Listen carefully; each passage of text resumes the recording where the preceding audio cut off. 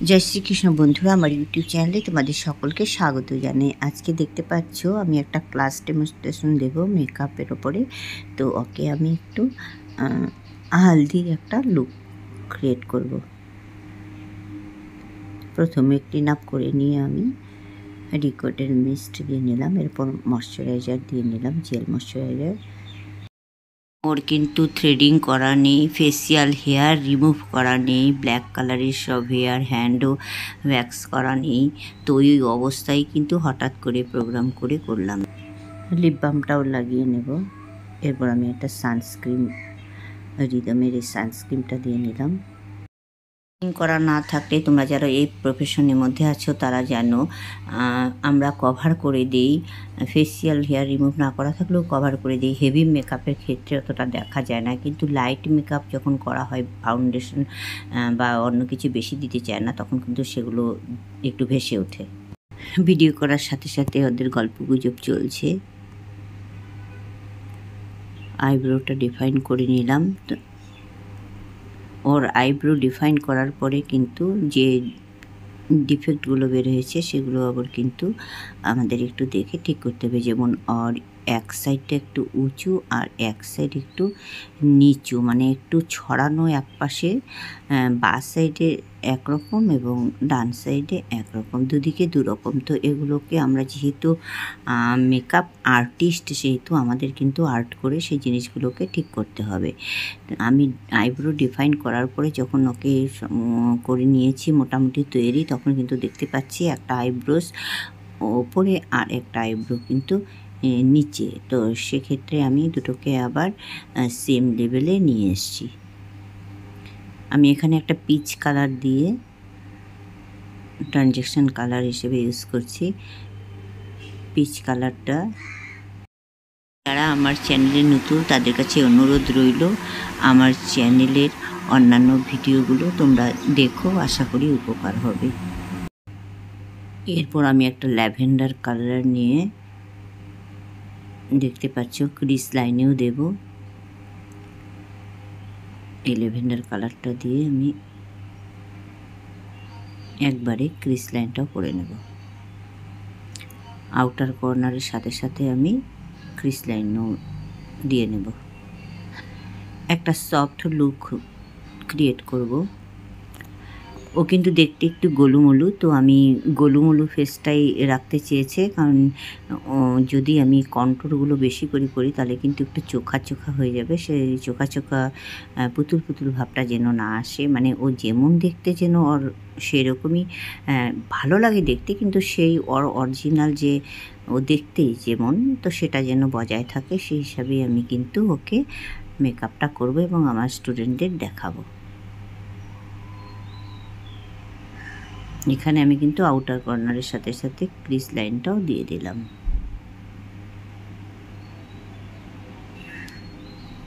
এরপর আমি হাফ কাট ক্রিস করব।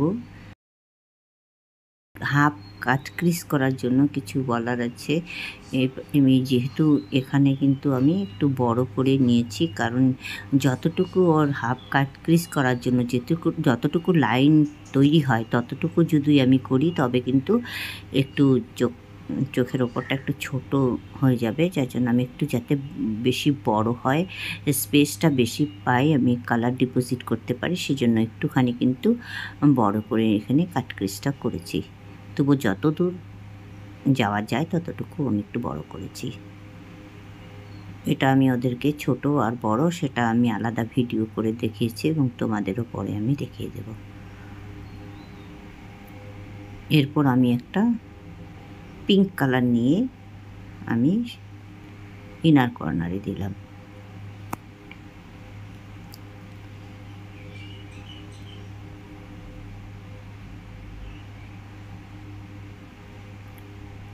ব্রোবনে আমি এখানে হাইলাইটার দিয়ে দিলাম এবং ব্রাশের রিভার্স সাইড দিয়ে আমি একটু ডলে দিলাম যাতে বসে যায়।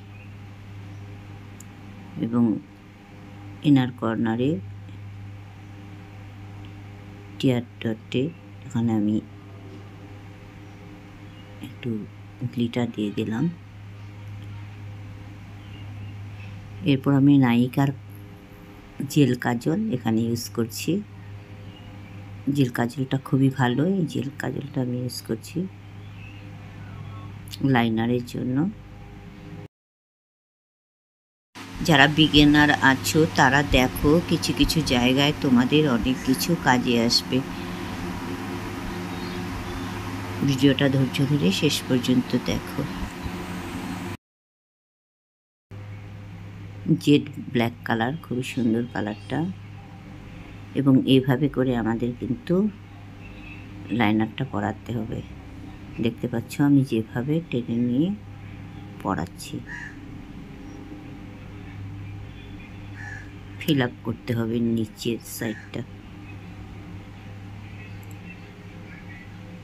এরপর একটু ছোট্ট করে আমি টেনে দিলাম উইংস। এবার এখানে কিন্তু আমি একটা লাইনার দিচ্ছি, সেটা হচ্ছে স্টিল কালারের গ্লিটার লাইনার। একটু গ্লিটার লাইনার আমি ব্ল্যাক লাইনারের উপর দিয়ে দিলাম। এটা অপশনাল, সবাই সবসময় দেয় না। আমি যেহেতু ডেমো দিচ্ছি, ওদের দেখাচ্ছি, সেহেতু আমি ওটা একটু দিয়ে দেখিয়ে দিলাম। এরপরে আমি জেল লাইনারটা সেট করার জন্য আমি লিকুইড একটা লাইনার ইউজ করলাম।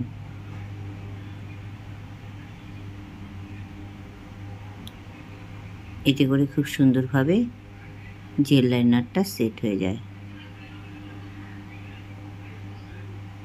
আর যদি লাইনারটা জেল লাইনারটাকে স্মাচ করে দেওয়া যায়, তবে তার উপর পাউডার বা ব্ল্যাক আইশ্যাডো দিয়ে সেট করতে হয়। ওর চোখের পলকগুলো মাস্কারা দেওয়ার পর কিন্তু অনেক চোখের এই ল্যাশগুলো, আইল্যাশগুলো খুবই ঘন, এবং যখন আমি মাস্কারা পরিয়েছি, মাস্কারা পরানোর পরে কিন্তু অনেকটাই ঘন হয়ে গেছে, যার জন্য আমি কিন্তু ওকে আর এক্সট্রাভাবে আইল্যাশ পরাইনি।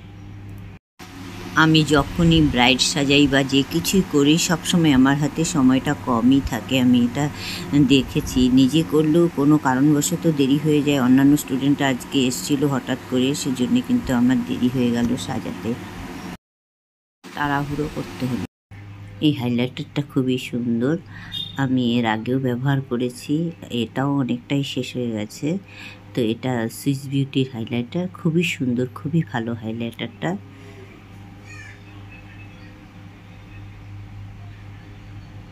হাইলাইটার প্রাইমার, তো হাইলাইটার প্রাইমারটাই একবারই ইউজ করেছি। এখানে আমি ফাউন্ডেশন, অফিস ফাউন্ডেশন নিয়েছি দুটো মিক্স করে। যেহেতু শ্যামলা, সেহেতু ডার্ক আর ফেয়ার দুটো মিক্স করে নিয়েছি।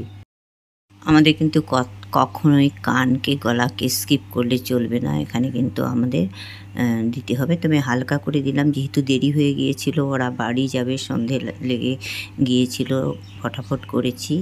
তো এই ফাউন্ডেশন লাগানোর পরে ওর কথা শোনো কি বলছে। मेकअप करा सेशन धोखा हुआ ना दीदी, मेकअप करा सेशन धोखा हुआ। যারা আদিবাসী বোঝো না তাদের বলছি, ও বলল এরকম করে মেকআপ করে ধোকা হয়। মানে অনেকেই মেকআপ এত ভরপুর করে দেয় যে মুখই চেঞ্জ করে দেয়, যার জন্য অনেকে, আমরা তো যারা বিউটিশিয়ান তাদের কাজ যেগুলো ডিস্টার্ব আছে সেগুলোকে ঠিক করা এবং ব্রণ বা দাগ সেগুলোকে হাইড করে দেওয়াই আমাদের কাজ। তো এত বেশি পরিমাণে অনেকে হাইড করে দেয় বা এত বেশি ফাউন্ডেশন দেয়, যার জন্য চেনাই যায় না। তো সেই কারণে আমি যদিও বা কম করে দিয়েছি, তবুও ওকে লাগছে, যেহেতু সাজগুজি ওকে একটু অন্যরকম লাগছে। সেই কথাটাকে এখানে ও বলল যে মেকআপ করলে ধোকা হয়ে যায়, সেটাই বলল। কারণ সম্পূর্ণভাবেই একজন চেঞ্জ হয়ে যায়, এবং সৌন্দর্য খুবই, তার যে ফেস কাটিংটা থাকে সেটা কিন্তু যখন ফাউন্ডেশন বা মেকআপ করা হয় একের পর স্টেপ বাই স্টেপ যখন তাকে সাজানো হয়, আইল্যাশ, আই শ্যাডো এসব করার পরে কিন্তু সৌন্দর্যটা বেড়ে যায়। তো এক প্রকার একটু ধোকাই হলো। নর্মাল যেটা আগেকার দিনে স্বাস্থ্য ঘরে মেয়েরা যেটা সাজে, একটু পাউডার দিল, একটু কাজল দিল, সেখানে তাদের এতখানি পরিবর্তন হয় না যতখানি এই মেকআপে পরিবর্তন হয়। চিকবোনও সবার এতটা পিঙ্ক থাকে না বা এতটা অরেঞ্জিস থাকে না।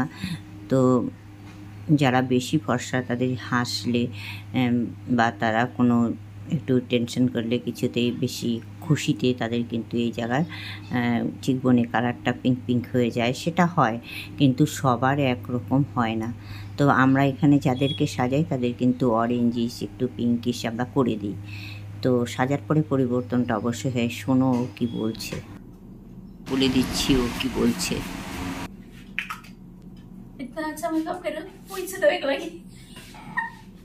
এত ভালো সাজার পরে মুছে দিতে হবে? আমার বিয়েতে আমি আন্টিকে ডাকবো সাজাতে, আমার ইচ্ছা আছে। আমাকে খুব ভালো লাগলো। আচ্ছা ঠিক আছে, মেকআপটা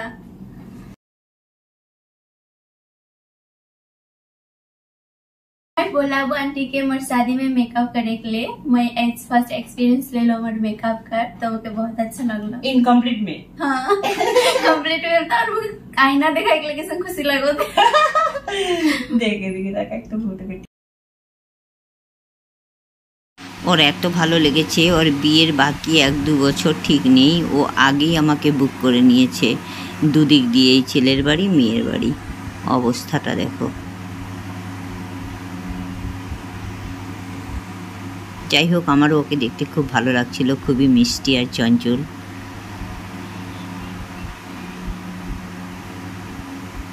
এখানে আমি একটু হোয়াইট গ্লিটারি কাজল দিয়ে নিলাম, এরপরে কিন্তু আমি ব্ল্যাক কাজলও ইউজ করছি। মানে ওদের যতদূর দেখানোর আমি বুঝিয়ে দেখিয়ে দিচ্ছি কোনটাতে কেমন হয়।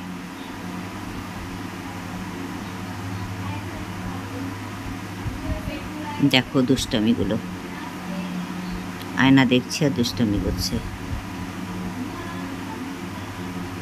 এরপরে ওকে সাজালে আমি আয়নার সামনে বসাবো না। আমার হাতে সময় কম, তার মধ্যে বারবার আয়না দেখছে আর দুষ্টামি করছে, সময় আমার আরও কমিয়ে দিচ্ছে।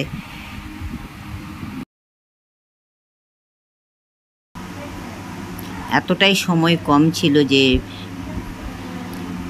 খুবই তাড়াহুড়ো করতে হয়েছে, এবং আমি ওর উপরে একদিনে 2টো করেছি।